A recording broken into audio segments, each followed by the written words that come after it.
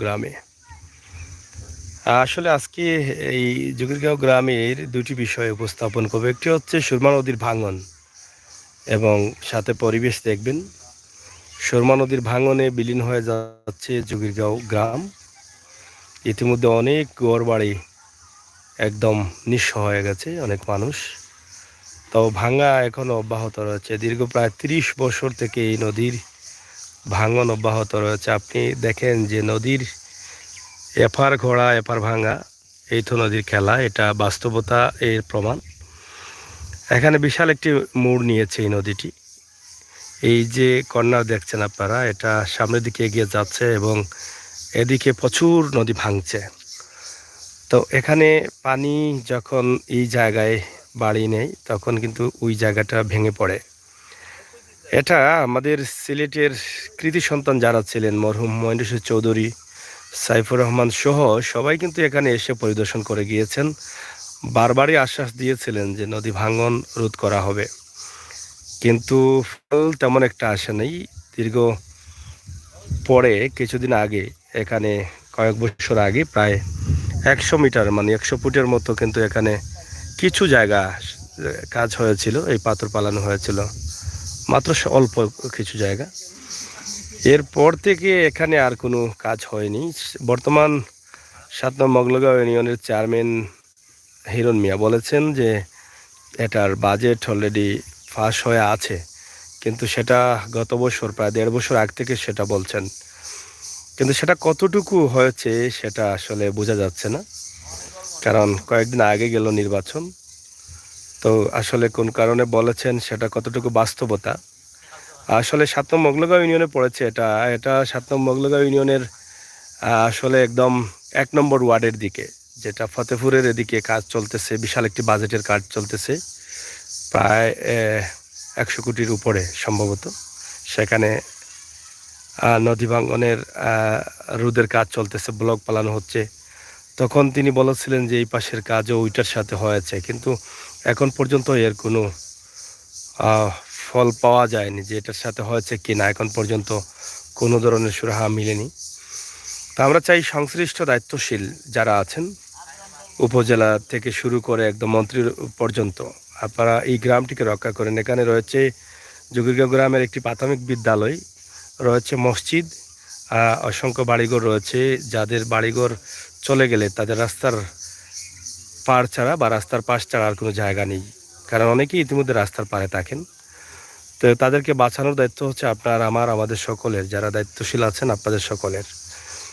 আরেকটি বিষয় এখানে আমরা তুলে দিচ্ছি যে এই সুরমা নদীতে, যেটাকে ড্রেজার বলা হয়, বালু উত্তোলন করার জন্য, আজ থেকে 4 বছর আগে এটা হয়তো কোনোভাবে না কোনোভাবে পানি তলিয়ে গিয়েছিল এখান থেকে বালু উত্তোলন করার সময়। আজ 4 বছর পর সেটাকে তারা আবার উত্তোলন করতে যাচ্ছেন, মানে এটাকে তুলতে যাচ্ছেন। তো তার একটি দৃশ্য আমরা আপনাদের কাছে উপস্থাপন করছি, আশা করি আপনাদের ভালো লাগবে। সুরমা নদী শুকিয়ে গেছে এখন, কারণ শুকনা মৌসুম থাকার কারণে শুকিয়ে গেছে। এটা আরও কয়েকদিন পরে বর্ষার সিজন আসছে খুব কাছে, তখন বৃষ্টি আসার সাথে সাথে আবার ভরপুর হয়ে যাবে। সুরমা নদী দেখলে ভয় লাগবে। তো এই নৌকাটি অনেক লম্বা একটি নৌকা, সেটা তোলার চেষ্টা করছেন, তবে এটা ইঞ্জিলে কোনো কাজ করবে না। লোহা যেগুলো আছে সেগুলো বিক্রি করতে পারবেন। আমরা তাদের কাছ থেকে জানলাম যে লোহা বিক্রি করার জন্য মালিক এটাকে উত্তোলন করছেন। তো প্রিয় দর্শক, এখানে এই গ্রামের একজন আছেন, আমরা নদী ভাঙ্গন নিয়ে দু একটি কথা আমরা শোনার চেষ্টা করব। আপনারা অনেকেই হয়তো চিনেন ওনাকে, প্রায়ই আমরা পাই বিভিন্ন কাজে। তো বেলাই ভাই, আমরা আপনার কাছ থেকে জানতে চাই যে আপনাদের এই যে নদী ভাঙ্গনের বিষয়টা, এটা তো এবার তো অনেক আর ভেঙে যাবে, অনেক ঘর বাড়ি নষ্ট হয়ে যাবে, ঠিক আছে? কতদিন থেকে এটা ভাঙতেছে এই নদী? আমরা ওইবার একটা কিউ আমরা দেখলাম ভাঙতে ভাঙতে ভাঙতে ভাঙতে ভাঙতে আমরা বাড়িও আছে নাকি, আমরা বাড়িটা গেছে কি সেপারে, এপারটা কি আর হুপারও গেছে কি আর ভাঙি ভাঙি। মানে আপনাদের বাড়ি ওখানে ছিল?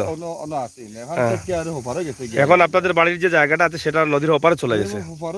বহু দূর। তার মানে ওই পার ওপার ভরতেছে আর ওপার ভাঙতেছে। আচ্ছা। তো ওইপারও টাকা সত্ত্বে আমরা এখন তো আমরা গেছি গিয়ে আর এখান থেকে আর এই আমরা বাড়িঘর আর রয়েছে না, 3 দিন নেই আমরা বাড়িঘর। হ্যাঁ, বুঝলেন? তো আমরা এই বা চাষা তাকিয়ারি আমরা দেখি এরকম বাংতিও আছে। এই কয়েক 4 থেকে 5 বছর আগে এই যে 100 ফুট বা 100 মিটার নাকি তাই হুম। এখানে দিছিল তারা কিছু ফলাইয়া হারি যে সামান্য কিছু জায়গা হয়েছে উপজেলার মাধ্যমে। পাথর ফলাইয়া দিছিল। হ্যাঁ। তো এখানে কিছু দইরা রাখছে কিছু বালাও। আর এখানটা কইলো ইত্যাদি চেয়ারম্যানের নিতা কইছিলা বলে ঠিক আমরা হলতা ফাঁস হয়ে গেছে ইনশাল্লাহ কইব। তো ওলা রইছে চেয়ারম্যান তো ফাঁস। তো এখান দেখি আমরা কিতা করা যায় এখান স্কুল তো পাশেই মনে হয় না? স্কুল পাশে মসজিদও আছে। মসজিদও নদীর পাশে। হুম। তো আমরা চাইলাম যে দেখি কিতা করা যায় ইনশাল্লাহ আমরা চেয়ারম্যানের আসটা মনে হয়। কিন্তু এই বছরের যে পানি আসবে, বৃষ্টি শুরু হবে, তখনই কিন্তু আরো দুই একটি বাড়িঘর চলে যাবে। এমন ভয়াবহ অবস্থা এটা দেখ। নদীর ওই পারে অনেক জায়গা ভরাট হয়েছে, অনেক জায়গা, এবং এই যে এই জায়গাটা বেশি ভাঙছে। আমরা আপনাদের কাছে এই ভিডিওটি উপস্থাপন করছি, আশা আপনারা দেশ বিদেশে যে যেখানে আছেন, যেভাবে আছেন, অবশ্যই সিলেটের এই যে দেখেন তিনি অক্সিজেন ব্যবহার করে নিচে যাচ্ছে গাড়ি তোলার জন্য। এই যে অক্সিজেন তিনি ব্যবহার করছেন।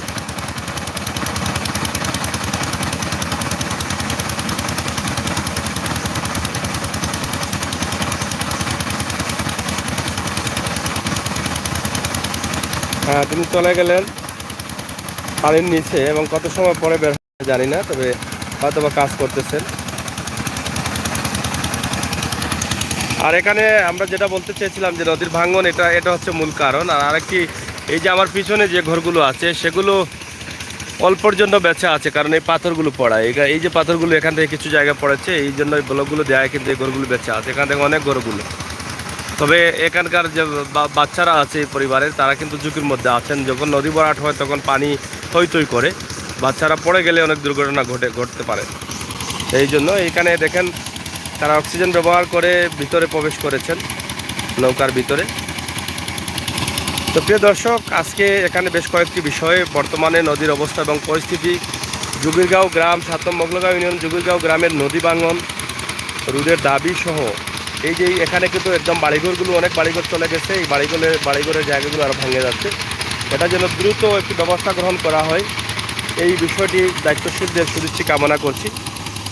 এবং এখানে এই যে নদী ভাঙনের বিষয়ের সাথে সাথে আমরা দেখাচ্ছি যে একটি ইঞ্জিল সহ নৌকা ডুবে গিয়েছিল, সেটা তোলার জন্য তারা কাজ করছেন বিভিন্নভাবে।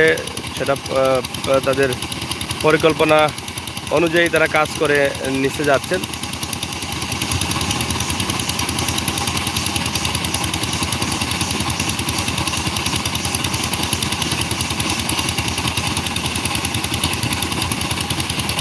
উনি যে নিচে গেছেন, এনার অক্সিজেনের যে বায়ুটা বের হচ্ছে, সেই জন্য কিন্তু এই যে পানি দেখেন আপনারা,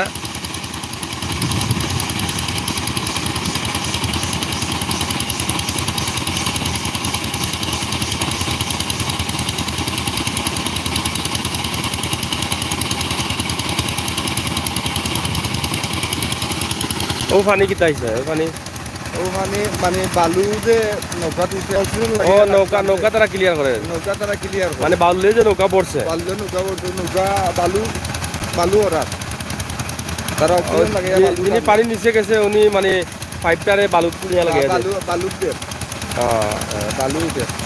যাই হোক, দেখেন তারা পলিসি মেনটেন করছেন। এখানে বালু, তারা নৌকার উপর ভর্তি বালু, এই বালু সরানোর জন্য কিন্তু এটা তারা ব্যবহার করছেন। এবং অক্সিজেন নিয়ে তিনি নিচে গেছেন, এবং তিনি কত সময় থাকবেন জানি না, তবে জিজ্ঞেস করবো আমরা কত সময় থাকবেন।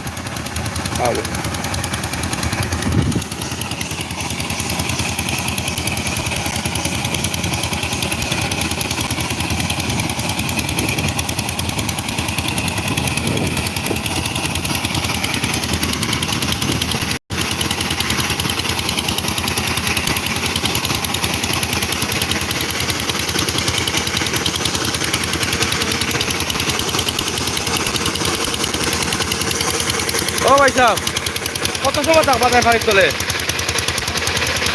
হ্যাঁ, এভাবে 1-2 ঘন্টা থাকবেন? দেখা যায়। এটা কি বালু তুলতেছেন? কতদিন লাগবে আপনাদের? পুরা তুলতে পারবেন? আগে বালু সরাতে হবে না? আগে বালুগুলো সরাতে হবে। এই 2-3 ঘন্টা নিচে থাকবেন উনি। এটা আশ্চর্যজনক হলেও সত্য, আপনারা দেখেন যে 2 থেকে 3 ঘন্টা তিনি পানির নিচে থাকবেন। আপনারা দেখেন যে অক্সিজেন নিয়ে তারা কিন্তু ভিতরে কাজ করছেন। এখান থেকে যে অক্সিজেন সরাসরি দেওয়া হচ্ছে সেটা মিশ্রিত হচ্ছে এবং এই যে তার মিশ্রণ আরেকটি রয়েছে এবং এগুলো তোলা হচ্ছে। আপনারা দেখেন যে কীভাবে অক্সিজেন নিয়ে তিনি পানির নিচে গেলেন। 2-3 ঘন্টা পানির নিচে তিনি থাকবেন।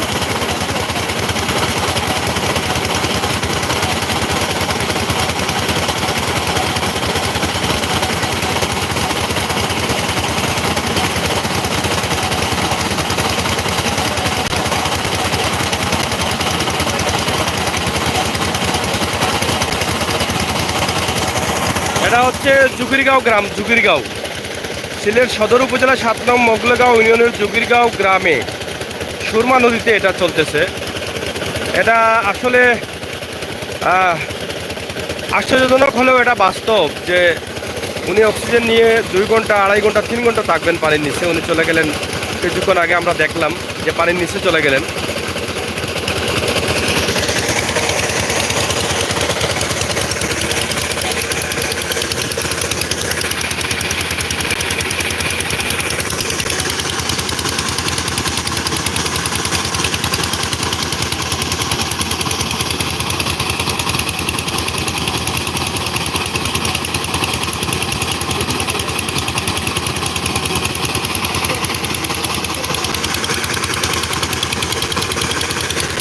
উনি কি এই জায়গায় ঢুকছে? উনি কি ওখান থেকে ভিতরে চলে গেছে নাকি?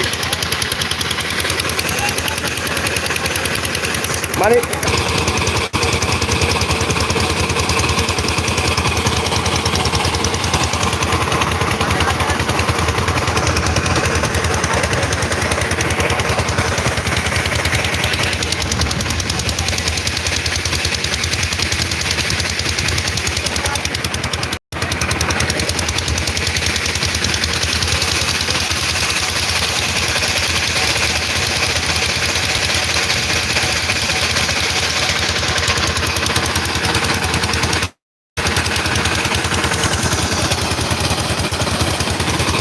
তো যাই হোক প্রিয় দর্শক, 4 বছর আগে যে নৌকাটি পানির নিচে চলে গিয়েছিল সেই নৌকাটি তারা এখন উত্তোলন করতে যাচ্ছেন এবং সেটা তুলে নিয়ে আসবেন এবং তারা কাজ করছেন নৌকা উদ্ধার দায়িত্বে যারা আছেন তারা।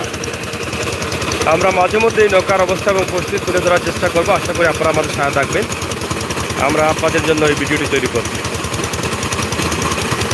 এখান থেকে আজকে নৌকা তোলা হচ্ছে, এই বিষয়টি আপনাদের কাছে উপস্থাপন করলাম। অন্যদিকে আমরা এই যে সুরমা নদীর বর্তমান অবস্থা এবং পরিস্থিতি, পরিবেশ, গ্রামের পরিবেশ, নদী ভাঙন, সব কিছুই আপনাদের কাছে তুলে দিলাম।